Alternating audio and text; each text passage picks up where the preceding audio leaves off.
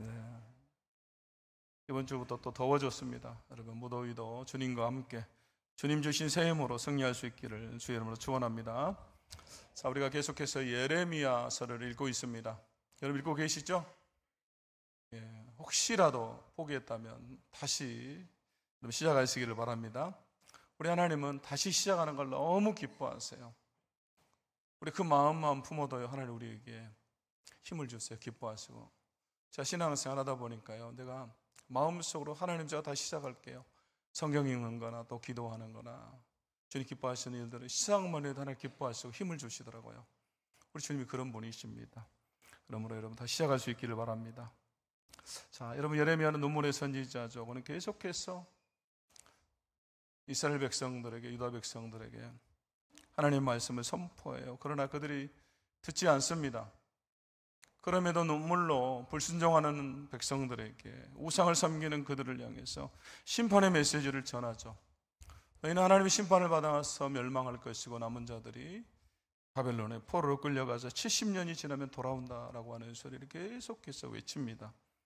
그런 심판의 메시지, 멸망의 메시지 가운데서도 하나님은 자기 백성들에게 희망을 말씀하시죠. 희망의 메시지를 전합니다. 왜 그렇습니까? 여러분, 우리 하나님은 절망의 시대에도 새 희망을 약속하시는 분이기 때문입니다.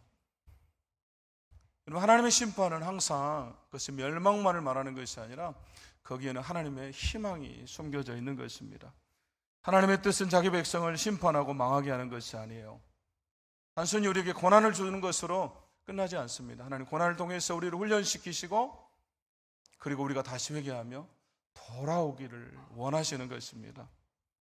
그래서 예레미야 29장 11절에 보면요, 그렇게 말씀하시죠. 여호와의 말씀이니라. 너희를 향한 나의 생각을 내가 하나니 평안이요 재앙이 아니니라. 너희에게 미래와 희망을 주는 것이니라. 여러분, 우리 하나님 늘 희망을 노래하세요. 우리가 미래를 꿈꾸게 하세요. 우리 하나님 이 마음을 알면요, 여러분 신앙생활하는 재미가 있어요. 여러분, 예수 믿는 재미가 있습니다. 저는 그렇더라고요. 이 하나님의 마음을 제가 알고 나니까요, 나에게 어려운 일이 생기고요, 고난이 오고 위기가 오면 오히려 기뻐요. 왜냐하면 이것이 나에게 위장된 축복이구나. 끝나고 나면 하나님께서 나에게 어떤 복을 주실까라고 하는 그 기대감이 생겨요. 이 위기를 지나고 나면 하나님 뭔가 나에게 선물을 준비하고 계시겠구나, 그런 생각이 들 때가 많아요. 그래서 제가 늘 말씀드리지만, 여러분 문제는 기적을 만드는 재료가 되는 것입니다.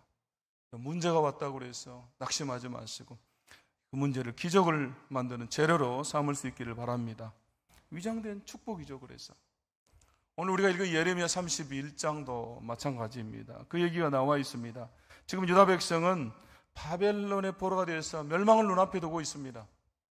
풍전 등화의 위기고요, 절망의 현실 한복판에 있어요. 그런데 하나님은 놀라운 약속을 하십니다. 31장 31절 말씀 그렇게 나오죠. 우리 같이 한번 읽어보겠습니다. 시작. 여호와의 말씀이니라. 보라, 날이 이르리니 내가 이스라엘 집과 유다 집에 새 언약을 맺으리라. 아멘. 보라, 날이 이르리니, 하나님께서 이스라엘을 회복시키실 그날이죠. 그날에 내가 이스라엘 백성과 새 언약을 맺을 것이다, 이렇게 말씀하고 있습니다. 새 언약을 맺는다. 그런데 32절에 보시면요, 이 언약은 말하죠. 여러분, 여기서 이 언약은 새 언약을 말하죠. 이렇게 말합니다. 내가 그들의 조상들의 손을 잡고 애굽 땅에서 인도하여 내던 날에 맺은 것과 같지 아니할 것은 내가 그들의 남편이 되었어도 그들이 내 언약을 깨뜨렸음이라. 여호와의 말씀이니라. 내가 그들의 조상들의 손을 잡고 애굽 땅에서 인도하여 내던 날에 맺은 언약. 여러분, 이것은 출애굽 사건이죠. 하나님께서 이스라엘 백성들을 출애굽시키십니다. 그래서 시내산으로 인도하시죠. 그리고 출애굽기 19장 이하에 보면요, 하나님께서 모세를 통해서 이스라엘 백성과 언약을 맺습니다. 그렇기 때문에 우리가 이것을 모세 언약이라고도 하고요, 새 언약과 대비되기 때문에 옛 언약이라고도 부르기도 하죠.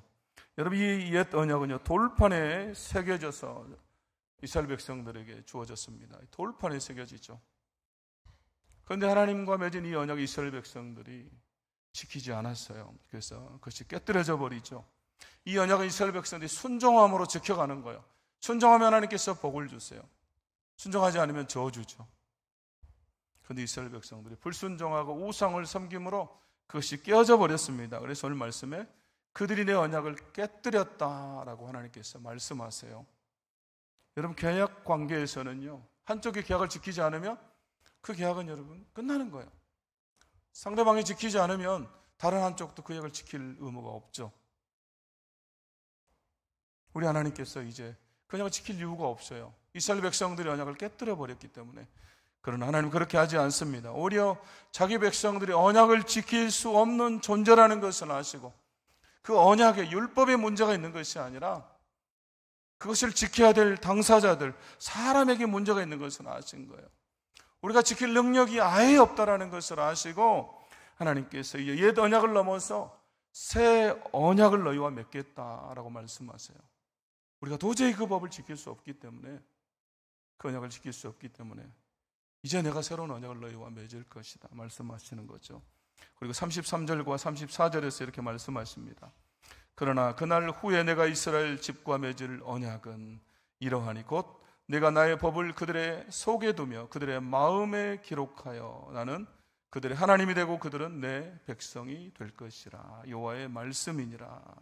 34절, 그들이 다시는 각기 이웃과 형제를 가리켜 이르기를 너희는 여호와를 알라 하지 아니하리니 이는 작은 자로부터 큰 자까지 다 나를 알기 때문이라. 내가 그들의 악행을 사하고 다시는 그 죄를 기억하지 아니하리라. 여호와의 말씀이니라. 지금 하나님께서 33절과 34절에서 말씀하시는 이 새 언약, 하나님께서 새롭게 맺는 이 언약의 특징이 여러분 무엇입니까? 옛 언약이 돌판에 새겨졌다면 이제 새 언약은 어디에 새겨집니까? 우리의 마음에 새겨지죠. 우리의 내면에, 우리의 속에 새겨져요. 그렇기 때문에 더 이상 깨어지지 않아요. 우리의 내면에 하나님의 법이 새겨지기 때문에 이제 스스로 작은 자에서부터 큰 자까지 다 하나님을 알고 그분의 뜻에 자발적으로 순종할 수가 있게 되는 것이죠. 하나님의 말씀을 온전히 준행할 수 있게 되는 것입니다. 우리의 힘으로 할 수 없기 때문에 하나님께서 그렇게 만들어 주시는 거예요. 여러분, 이것이 바로 새 언약이 가져다주는 근본적인 변화예요. 하나님께 그 말씀을, 그 언약 우리 안에 새기겠다. 하나님의 말씀 법을 우리 안에, 내면에 새긴다 그 말이에요. 그럼 여러분, 이 새 언약은 누구를 통해서 온전히 성취되었습니까? 바로 예수 그리스도를 통해서 성취되죠. 예수 그리스도가 이것을 이루십니다. 십자가에 설리신 그분의 피로 새 언약을 체결하시고 그리스도를 통해서 보내실 성령님을 통해서 여러분 그것을 이행하도록 우리를 도우십니다. 성령님이 도와주세요. 그래서 여러분 누가복음 22장 20절 말씀에 이렇게 나오죠. 저녁 먹은 후에 잔도 그와 같이 하여 이르시되 이 잔은 내 피로 세우는 새 언약이니 곧 너희를 위하여 붓는 것이라. 아멘. 그분의 피로, 예수 그리스도의 피로 맺어진 새 언약입니다. 그래서 예수 그리스도를 믿는 사람은 그리스도와 온전히 연합되어서 그리스도가 이루신 그 순종으로 인해서 새 언약의 수혜자가 되는 것이에요. 예수 그리스도를 믿음으로 그분이 십자가에 순종하셨기 때문에 그분의 순종이 나의 순종이 되는 것이에요. 그래서 이제 우리 안에 계신 성령님으로 말미암아 우리 이제 자연스럽게 그 말씀을 지키면서 살아갈 수가 있게 되는 것입니다. 그러므로 여러분, 우리가 그리스도인이 되었다라고 하는 것은 예수 그리스도의 피로 하나님과 새로운 언약 안에서 새로운 관계를 맺고 성령의 능력으로 새로운 삶을 살아가는 것입니다. 예수 그리스도의 피로 하나님과 새로운 언약 안에서 새롭게 관계를 맺고 성령의 능력으로 새로운 삶을 살아가는 것이다. 그래서 결국 이게 중요하죠. 우리가 새 언약의 백성으로 되었다, 내가 새 언약 백성이다 라고 하는 것으로 끝나는 것이 아니라 이제 거룩한 삶을 살아가는 것, 새 삶을 살아가는 것, 여러분 이게 중요하죠. 그래서 고린도후서 5장 17절에서 이렇게 말씀합니다. 그런즉 누구든지 그리스도 안에 있으면 새로운 피조물이라 이전 것은 지나갔으니 보라 새 것이 되었도다. 여러분, 이 말 내가 새 것이다, 그것으로 끝나는 것이 아니라 이제 새 삶을 살아라는 거예요. 네가 새 것이지 이제 새롭게 삶을 살아, 이전과 다른 삶을 살아라 그 말이죠. 그러므로 이제 우리는 새로운 언약 안에서 새로운 삶을 살아야 합니다. 그럼 새로운 언약 안에서 산다는 것은 무엇을 말하는가? 자, 첫 번째로 새 언약 안에 산다는 것은 하나님의 용서를 받아들이며 그 용서를 누리는 삶입니다. 하나님께서 우리에게 베푸신 그 용서를 우리가 받아들이고 그 용서를 누리면서 사는 거예요. 오늘 34절 말씀 보시면요, 앞에서는 이 새 언약에 대해서 얘기했죠. 그리고 나서 마지막에 그렇게 나옵니다. 내가 그들의 악행을 사하고 다시는 그 죄를 기억하지 아니하리라 여호와의 말씀이니라.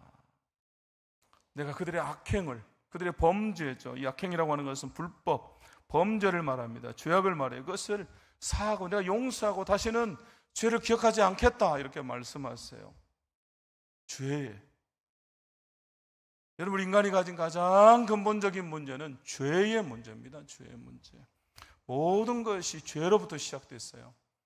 그래서 A.W. 토저가요, 그의 책 홀리 스피릿이라고 하는 책에서 이렇게 말합니다.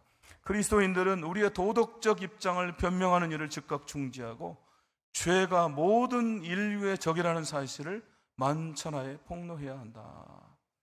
죄가 모든 인류의 적이다라고 하는 사실. 여러분, 이것은 우리 인간이 가진 모든 문제의 시작, 근본적으로는 이 죄가 문제다 그 말이죠.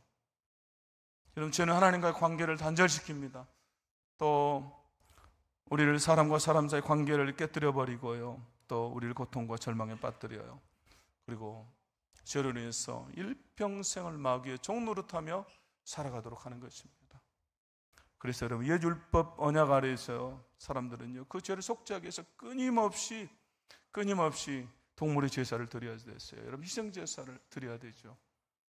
그래서 여러분, 구약시대 6월절이 되면요, 같은 날 다 양을 잡는데 한 번에 최대 20만 마리 이상을 양을 잡았다고 그래요. 그래서 이 건천에 비가 오지 않으면 흐르지 않는 이 기드론 시내를 6월절에는요 양을 다 잡기 때문에 6월절에 그 양이 흘리는 피가요 강이 돼서 그 기드론 시내를 흘렀다고 그럽니다. 그래서 구전에 따르면요 6월절 어린 양 대신 예수님께서 십자가를 지시고 그 기드론 시내를 건너서 가셨다, 그런 이야기가 있습니다. 그렇게 죄 용서를 받기 위해서 양을 잡아야 했던 거예요. 그런데 오늘 예레미야서는 우리에게 선언하고 있습니다. 하나님의 일방적인 선언이죠. 내가 그들의 악행을 사하고 다시는 그 죄를 기억하지 아니하리라. 내가 다시는 기억하지 않겠다. 여러분, 이것은 단순히 죄를 덮는 것으로 끝나는 게 아니라 완전히 용서하시고 심지어 다시는 기억하지 않겠다라고 말씀하고 있어요. 하나님의 완전하고도 영원한 용서죠. 그럼 여러분, 이것이 어떻게 가능합니까? 바로 예수 그리스도의 그 대속의 십자가를 믿음으로 가능한 것입니다. 예수님께서 나를 위해서 십자가에서 죽으셨다라고 하는 그 사실을 여러분 우리가 믿으면요, 우리 안에 이 일들이 일어나는 것입니다. 그래서 여러분, 우리의 모든 죄는 그 예수 그리스도의 피로 씻겨지고 이제 우리는 의로운 자가 되는 것입니다. 그래서 여러분, 새 언약 안에서 살아가는 우리는 더 이상 죄책감도 정죄감도 없는 것입니다. 그래서 여러분, 로마서 8장 1절에서 그렇게 말하죠. 그러므로 이제 그리스도 예수 안에 있는 자에게는 결코 정죄함이 없나니. 여러분, 이 결코라는 말이 중요해요. 내가 잘 살면 정죄함이 없다가 아니라 내가 연약해도, 내가 넘어지고 쓰러져도, 내가 실수해도 결코 하나님 우리를 정죄하지 않는다 그 말이에요. 여러분, 하나님 우리를 정죄하지 않으십니다. 여러분, 그런데 우리는요 날마다 정죄를 받아요. 마귀의 정죄, 또 사람들의 정죄, 내 스스로 내 양심에. 여러분, 하나님 결코 우리를 정죄하지 않으십니다. 여러분, 그렇다고 해서 우리가 마음껏 죄를 지으면서 살아라, 여러분, 그 말은 아니죠. 이제 우리는 용서받았기 때문에 그 용서를 누리면서 살아야 된다 그 말이죠. 기쁨과 감사의 삶을 살아야 된다 그 말이죠. 그리고 하나님과 화목하고 세상 사람들과 화목하고 그리고 다른 사람들을 용서하면서 살아야 된다 그 말입니다.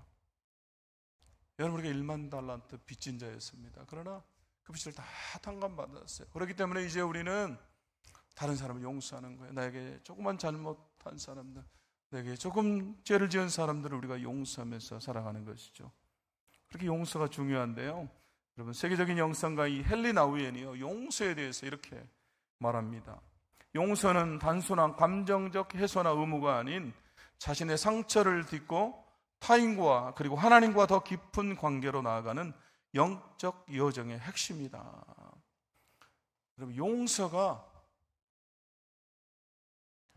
내가 하나님과 더 깊은 관계로 나아가는 영적 여정의 핵심이다.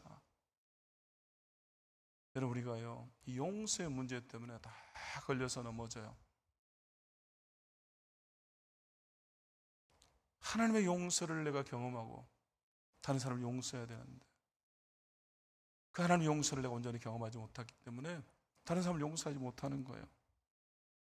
나를 힘들게 하는 그 부모님, 또 남편이나 아내나 내 가족들, 자녀나 또 직장의 동료들, 교회 공동체 식구들, 심지어 목회자들에게 상처받았어요. 근데 용서하지 못해요. 그래서 내 신앙이 성장하지 못하는 거예요. 거기서 걸려서. 그리고 항상 신앙이 그 자리에서 맴돌아요. 제가 애성교회 부목사로 있을 때요, 계림동에 사시는 할머니인데, 그때 우리 교회가 이제 사랑의 식당을 했기 때문에 그 할머니가 점심때 교회 와서 늘 식사를 하고 가요. 그리고 교회도 가끔 오시고, 또 교회에서 밥 먹고 갔으니까 미안하니까요, 주일에 어떤 때 한 번씩 교회 오세요. 근데 안 오시고 사랑의 식당도 안 와요. 그래서 신방을 갔어요. 그랬더니 그 계림동 그 골목 작은 집들 사이에 사시는데요, 평상시에도 빛이 잘 안 들어와요. 근데 신방을 갔는데 불도 다 꺼놓고 그 캄캄한 데 계세요. 불도 안 켜고 있어요. 그래서 제가 물어봤어요. 왜 그러시냐고 물어봤더니요, 자기 아들이 자기를 속였대요. 뭘 속였는지 모르겠어요. 그리고 막 그 자식이 너무 미워서 용서가 안 되는데 그래서 그렇게 살고 계신대요. 여러분, 용서하지 못하기 때문에 그렇게 사는 거예요. 여러분, 이것이 어떻게 그 할머니만의 이야기겠어요? 여러분, 우리의 이야기죠. 우리도 용서하지 못해서 은둔으로 동굴로 들어가 버려요. 하나님은 그러지 말라 합니다. 내가 용서했으니까 너도 용서해라. 이것이 새 언약 백성의 삶이다. 앞으로 나아가라 라고 우리에게 말씀하십니다. 제가 2004년, 2005년, 그 20년 전이죠. 그때 중국에 선교할 때 후난성의 후난 사범대를 제가 개척했습니다. 이 사범대 초중고 교사가 되는 그런 대학이잖아요. 그래서 너무너무 중요해서 제 팀에서 결정해서 제가 개척을 했는데요. 개척하고 한 달인가 두 달 얼마 안 돼서 한 자매가 전도를 받고 우리 모임에 왔어요. 예수를 믿고 우리 모임에 왔는데요. 제가 보니까 이 자매가 한 달 동안 계속해서 고개만 숙이고 있어요. 이렇게 무릎 속에다가 어떻게 얼굴을 넣었는지 모르겠어요. 얼굴 쳐다볼 수 없을 정도로 예배하는 내내 고개를 푹 숙이고 무릎 사이에도 얼굴을 넣고 있는 거예요. 그리고 가끔 이렇게 지나가다 보면 얼굴에 수심이 가득하고, 그리고 이제 한 달 정도 지나서 설교를 하는데 요한복음 8장에 나오는 그 가늠하다 잡힌 여인에 대한 그 설교, 용서에 대한 설교를 했어요. 그리고 나서 한 주 후에요, 그 자매가 얼굴이 달라졌어요. 그리고 고개를 숙이질 않아요. 예배 시간에 보니까 고개를 들고 있어요. 그리고 점점 그 수심이 가득했던 얼굴이 미소로 바뀌고요, 나중에 보니까 이 자매 얼굴에 광채가 나요. 빛이 나요. 그리고 나서 이 자매가 나중에 간증하는데 뭐라고 간증하냐면, 자기 부모님이 자기를 너무너무 많이 구박하고 힘들게 하고 비난하고, 또 같이 그 자기 형제들이 있는데 비교하면서 책망하고, 그것 때문에요, 부모님 용서가 안 된 거야. 그 비난을 받다 보니까요, 그렇게 남들 앞에서 이 교사를 해야 되는 친구가 그렇게 자신감도 없이 막 고개만 숙이고 살았던 거예요. 근데 그 용서에 대해서 설교하고 그걸 깨닫고 나서요, 자기 부모님 용서했대요. 그리고 나서 얼굴빛이 달라진 거예요. 저는 그때 그 모습을 봤어요. 사람이 이렇게까지 달라질 수 있구나. 완전히 달라져 버렸어요. 그리고 우리 팀이 연결된 이후로 4년 동안 계속해서 캠퍼스에서 전도했어요, 이 친구. 그리고 교사가 됐어요. 지금 그 작은 도시에서 아이들 가르치는데요, 제가 다른 제자들 통해서 이렇게 들어서 물어보니까 가르치면서 혹시 기회가 되면 아이들에게 또 복음도 전하면서, 그럼 중국에서 복음 전하기 쉽지 않아요. 근데 그 일을 하고 있다는 얘기 들었습니다. 하나님의 용서를 받아들인 사람만이 이런 삶을 살 수가 있는 거예요. 그리고 다른 사람을 용서할 수가 있는 거죠. 그러므로 우리도 하나님의 용서를 받아들이고 그 용서를 누리는 삶을 우리가 살아야 할 줄로 믿습니다. 이런 매이지 마세요. 앞으로 나아갈 수 있기를 바랍니다. 두 번째로 새 언약 안에 산다는 것은 하나님과 끊을 수 없는 관계임을 확신하며 사는 삶입니다. 하나님과 관계가 끊어지지 않는다. 변함이 없다라는 거죠. 하나님이 나를 버리지 않는다라고 하는 이 확신 속에서 살아간다라는 것입니다. 오늘 35절부터 37절 말씀 보시면요, 이렇게 기록하고 있습니다. 여호와께서 이와 같이 말씀하셨느니라. 그는 해를 낮에 빛으로 주셨고 달과 별들을 밤의 빛으로 정하였고 바다를 뒤흔들어 그 파도로 소리치게 하나니 그의 이름은 만군의 여호와니라. 36절 이 법도가 내 앞에서 폐할진대 이스라엘 자손도 내 앞에서 끊어져 영원히 나라가 되지 못하리라. 여호와의 말씀이니라. 또 37절 여호와께서 이와 같이 말씀하시니라. 위에 있는 하늘을 측량할 수 있으며 밑에 있는 땅의 기초를 탐지할 수 있다면 내가 이스라엘 자손이 행한 모든 일로 말미암아 그들을 다 버리리라. 여호와의 말씀이니라. 오늘 이 35절에서 37절의 말씀은 여러분 무슨 내용입니까? 결론적으로 얘기하면 그의 백성을 영원히 버리지 않겠다 그 말이에요. 하나님께서 영원히 버리지 않는다 그 말이죠. 하나님과의 관계는 끊을 수 없다 그 말이에요. 자연 질서를 통해서 해와 달과 별과 또 그 파도, 이 자연 질서를 통해서 변함없는 그 질서, 누구든지 이 질서를 바꿀 수 있다면, 그것을 피할 수 있다면 하나님 관계도 끊을 수 있다. 그러나 그것이 변하지 않는다면 그 누구도 이 하나님의 사랑에서, 하나님의 관계에서 끊을 수 없다라는 것입니다. 하나님의 관계는 변하지 않는다 그 말이죠. 또 37절에서 위에 있는 하늘을 측량할 수 있으며, 누가 하늘을 측량할 수 있겠냐 그 말이에요. 만약에 할 수 있다면 그는 이 새 언약 속에 있는 이스라엘 백성들을, 우리를 하나님의 산에 끊을 수 있다 그 말이에요. 그러나 우주는 측량할 수가 없죠.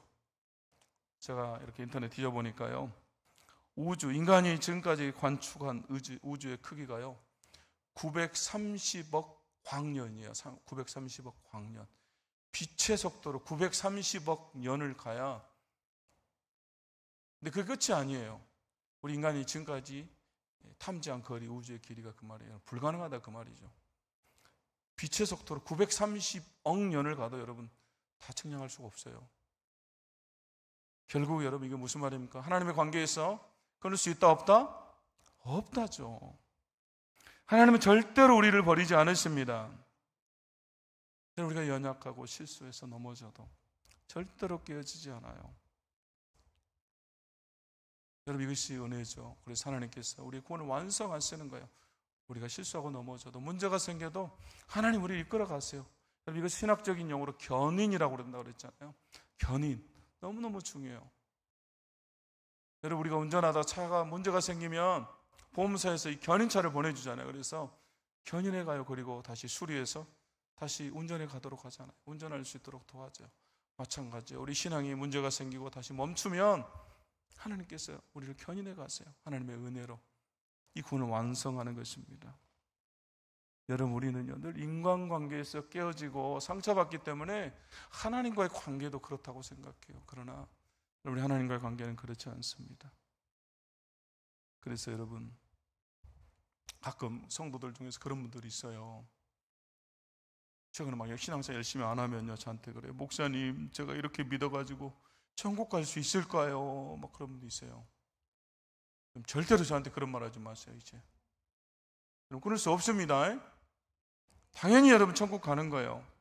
믿습니까? 걱정하지 마세요. 그런 분 있으면 제가 그냥 뭐라 해야 되겠어요? 딱 해야 되겠어요. 여러분 변하지 않아요. 금요일에 중고등부 수련회에 참석했는데요. 그 동아일보 교장 선생님 오셔가지고 우리 아이들에게 그 사회책에 나오는 이야기로 아이들에게 복음에 대한 메시지를 전하고 확신을 주는 얘기를 하시는데, 요한복음 10장 28절 29절 말씀 저에게도 참 은혜가 됐어요. 자, 한번 우리가 좀 읽어볼까요? 읽습니다. 시작. 내가 그들에게 영생을 주노니 영원히 멸망하지 아니할 것이요 또 그들을 내 손에서 빼앗을 자가 없느니라. 그들을 주신 내 아버지는 만물보다 크심에 아무도 아버지 손에서 빼앗을 수 없느니라. 아멘. 자, 28절 29절 보시면 여러분 두 개의 손이 나오죠. 28절에 나오는 내 손은 누구의 손입니까? 예수님의 손이죠. 예수님이 지금 말씀하고 계시기 때문에 예수님의 손이죠. 내 손에서 빼앗을 수 없다. 또 29절에 손이 나와요. 누구의 손입니까? 아버지의 손. 아버지의 손에서 빼앗을 수 없다. 하나님이죠. 여러분, 우리를 붙들고 있는데 예수님이 우리를 붙잡고 있고 하나님이 우리를 붙잡고 있어요. 그렇기 때문에 여러분 그 손에서 누구도 빼앗을 수 없다 그 말이에요. 여러분, 어떻게 예수님의 손에서 하나님의 손에서 우리를 빼앗겠어요? 여러분, 그 누구도 빼앗을 수가 없습니다. 여러분, 우리에게 이 확신이 있으면요, 여러분, 이 물질이 만연하는 이 세상 속에서도 내가 가진 것이 별로 없어도 자족하면서 여러분 만족하면서 살 수가 있는 것입니다. 히브리서 13장 5절에서 그래서 이렇게 말씀합니다. 돈을 사랑하지 말고 있는 바를 족한 줄로 알라. 그가 친히 말씀하시기를 내가 결코 너희를 버리지 않냐고 너희를 떠나지 아니하리라 하셨느니라. 여러분, 이 말은 그 말이죠. 내가 결코 너를 버리지 않고 너를 떠나지 않으니 너는 돈을 사랑하지 않아도 가진 것이 별로 없어도 충분히 족한 삶을 살 수 있다 그 말이에요. 우리에게 이 확신이 필요해요.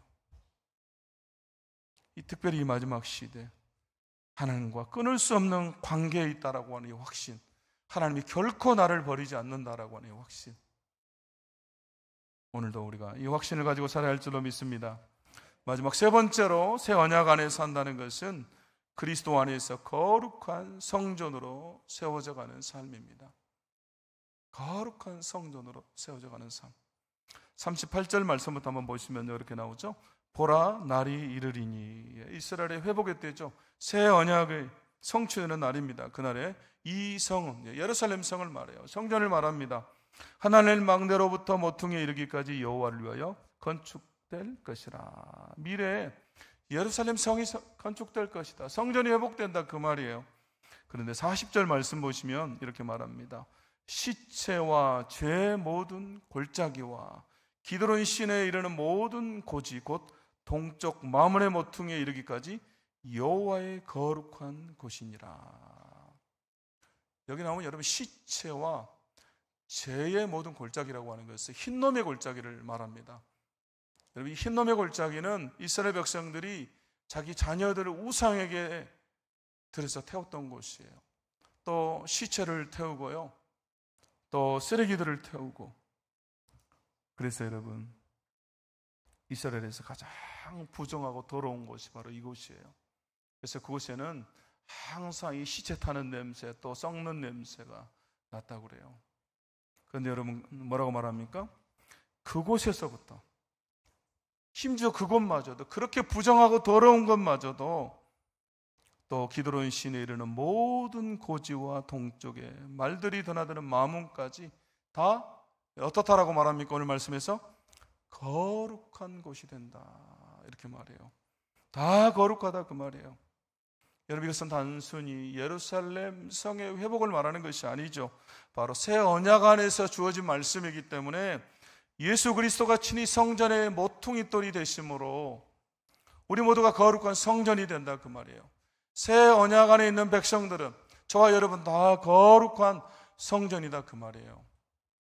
그런데 여러분, 이 흰놈의 골짜기와 같은 그곳, 여러분 어디가 흰놈의 골짜기와 같습니까? 이렇게 부정하고 더럽습니까? 우리의 마음이 그래요. 우리의 마음이. 여러분, 우리의 마음이 얼마나 더럽습니까? 얼마나 추합니까? 예레미야 17장 9절에서요, 예레미야가 이렇게 말해요. 만물보다 거짓되고 심히 부패한 것은 마음이라. 가장 더럽고 부패한 것이 우리의 마음이다 그 말이죠. 우리 이 마음으로 범죄하잖아요. 이 마음으로 사람을 죽이기도 하고 살리기도 하고, 이 마음으로 죄를 범하기도 하고 우상을 범하고 사람을 미워하고 증오하고, 우리 마음이 그렇게 부패하고 여러분 타락했습니다. 거짓돼요. 그런데 그곳을 거룩하게 하시는 거예요. 우리 마음을 거룩하게 하세요. 그래서 이곳을 성전 삼아서 주님이 우리와 함께 하십니다. 주님이 우리 안에 오셔서 우리 심령 가운데 오셔서 그분이 우리와 함께 하시는 거예요. 그래서 여러분, 새 언약의 축복은요, 단순히 우리를 죄에서 구원하는 것으로 끝나는 것이 아니라 우리의 마음을 거룩한 성전으로 삼아서 주님 우리와 함께 하신다라는 것입니다. 그래서 이제 우리는 거룩한 성전이 되어서 그리스도를 닮아가는 것입니다. 거룩한 존재로 살아가는 거예요. 거룩한 백성으로 살아가는 것입니다. 그래서 우리의 말과 행동과 또 생각이 달라져야 돼요. 그리스도를 닮아가야 됩니다. 여러분, 내가 거룩해지면요, 내 가정도 내 일터도 다 거룩해져요. 함께 거룩하게 세워져 가는 것입니다. 그래서 하나님 영광을 받으세요. 그래서 바울이 고린도전서 6장 19절 20절에서 그렇게 말씀하죠. 너희 몸은 너희가 하나님께로부터 받은 바 너희 가운데 계신 성령의 전인 줄 알지 못하느냐. 거룩한 성전이다 그 말이죠. 우리 몸이, 우리 심령이, 우리의 마음이. 그러면서 이렇게 말하죠. 값으로 산 것이 되었으니 그런즉 너희 몸으로 하나님께 영광을 돌리라. 또 에베소 2장 22절에서 너희도 성령 안에서 하나님이 거하실 소소가 되기 위하여 그리스도 예수 안에서 함께 지어져 가느니라. 우리가 거룩한 성전으로 지어져 간다. 그러므로 그리스도와 연합하여 새 언약 안에서 살아가는 우리가 하나님께 영광 돌리는 거룩한 성전으로 날마다 지어져 가는 우리 모두가 될 수 있기를 주의 이름으로 축원합니다. 축원합니다. 제 말씀 마치겠습니다. 여러분, 세 가지로 말씀드렸습니다. 여러분, 우리는 새 언약 안에서 살아가는 자들입니다. 그러므로 우리는 하나님의 용서를 받아들이고 그 용서를 누려야 돼요. 하나님과 화목하고 이웃과 화목하고 또 용서하면서 살아야 됩니다. 두 번째, 하나님과 끊을 수 없는 관계임을 확신하면서 살아야 됩니다. 그리고 세 번째, 그리스도 안에서 거룩한 성전으로 날마다 세워져가는 삶을 살아야 됩니다. 이 시간 우리가 함께 말씀 기억하면서 우리 찬양 보혈을 지나 함께